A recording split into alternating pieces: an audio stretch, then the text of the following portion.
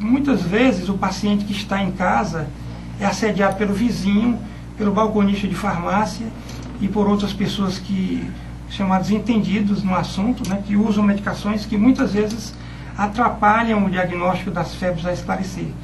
Como causa de febres não infecciosas, nós temos os tumores, as chamadas neoplasias, as doenças do tecido cognitivo, dos quais o lúpus eritematoso sistêmico, você já deve ter ouvido falar, o lúpus, né, que é uma doença bastante frequente entre nós, e doenças do grupo miscelânea, que existem doenças em que a causa não é conhecida, como sarcoidose, febre familiar do Mediterrâneo, febre por medicamentos também, e outras doenças menos votadas entre nós.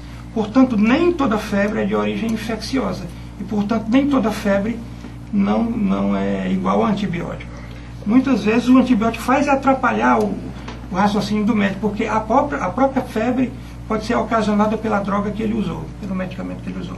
Doutor Vicente, eu queria que você falasse para o assinante, é um assunto muito interessante, principalmente nessa época do ano.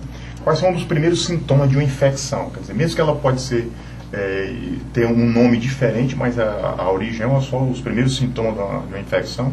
Quais são eles? De uma maneira em geral, existem poucas condições, existem poucas situações em que uma infecção não é manifestada por febre.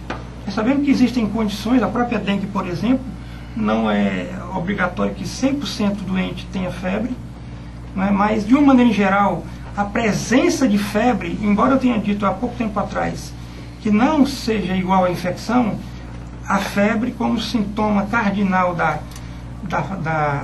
infecção, ela costuma aparecer com muita frequência no começo da doença.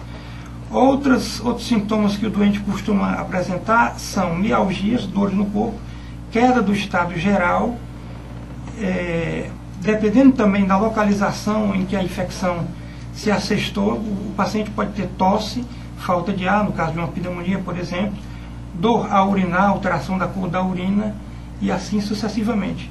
É importante lembrar que mesmo que o paciente idoso, mesmo que no paciente idoso, por exemplo, mesmo que ele tenha infecção, não necessariamente a febre costuma se apresentar. Como é o caso do paciente que tem apendicite, que tem outras doenças importantes, neoplasias, por exemplo, ou mesmo infecções urinárias, ele costuma se apresentar de forma diferente ou atípica.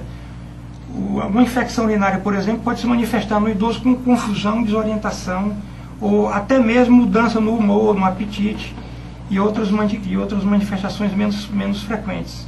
Na criança, por exemplo, se sabe que elas têm uma temperatura mais elevada do que os indivíduos adultos. Então, é um sintoma bastante comum. Quando uma criança tem infecção e não tem febre, ele não tem infecção ou então é um quadro atípico.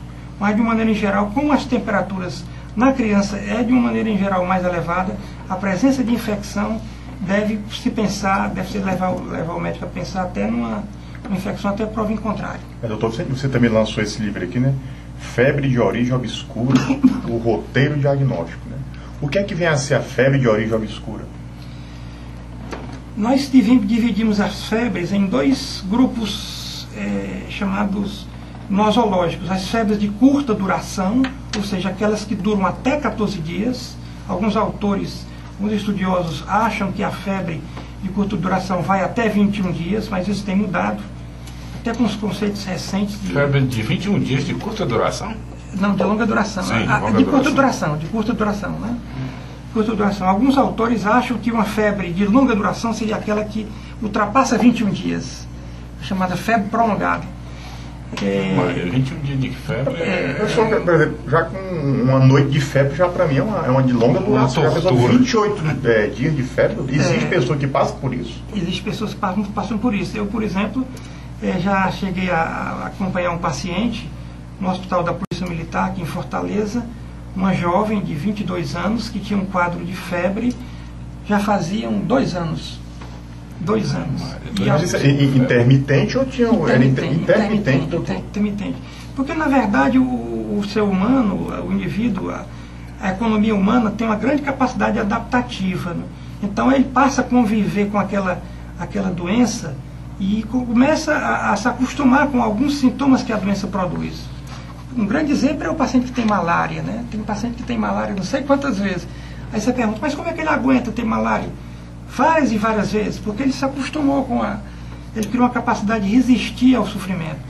Mas, então voltando ao assunto, nós temos dois grupos nosológicos de classificação de febre. Um em que o paciente tem febre de até 21 dias ou 14 dias, ou até mais recentemente 3 dias de febre, de acordo com aquilo que você está colocando, né? E também existem as febres chamadas prolongadas, que são aquelas que ultrapassam 14, 21 dias, ou até na classificação mais recente de mais de 3 dias. Isso tem uma importância enorme, enorme, porque dificilmente, por exemplo, uma virose ultrapassa 21 dias. É muito raro você encontrar um paciente que tenha 21 dias de febre e seja devido à virose, exceto em duas situações. Na chamada mononucleose infecciosa, que a popular chama doença do beijo, né, que é transmitida pela saliva, muito comum entre os namorados, adolescentes, e o citomegalovírus. Principalmente agora que a garotada sai na noite e o negócio é ver quem beija mais. É verdade. Né? Parceiros diferentes. É a verdadeira competição, né? Então, nas doenças viróticas, as febres raramente são prolongadas. Agora, é importante lembrar que nem toda febre prolongada é obscura, mas toda febre obscura é prolongada. Ou seja, existem febres prolongadas em que o doente vai ao consultório médico, ele está com 28 dias de febre, você faz um exame e detecta a causa da febre daquele paciente. É diferente quando o paciente volta várias vezes ao consultório, ele não tem um sinal que chame a atenção para o diagnóstico etiológico das febres, a causa da febre. O paciente faz exame, ele fica cansado de fazer exames, às vezes procura até um outro médico, porque ele começa a desconfiar que o médico que o atendeu não tem a competência necessária para fazer o diagnóstico, e gera um sofrimento muito grande, tanto para ele, como também gera um desgaste para o médico que o assistiu, porque